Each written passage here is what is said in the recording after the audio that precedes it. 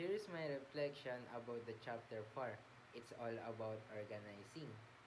Organizing plays a vital role in business to make everything in control and avoid confusion.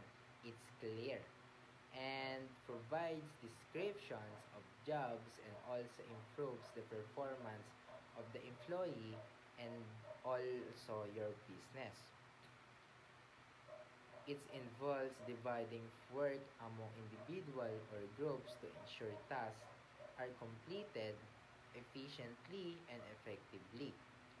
Line organization mostly focus on individual work rather than teamwork. It it ends up causing cau- causing causing a problem in the organization. Line staff organization are organizing everything staff member to their assigned work.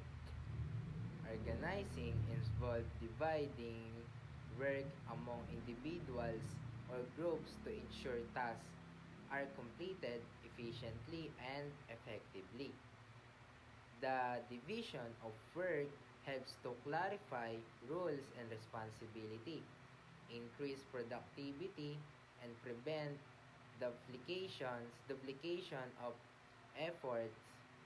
As a structured of relationship organization refers to structure of relations due to involvement of a large number of groups.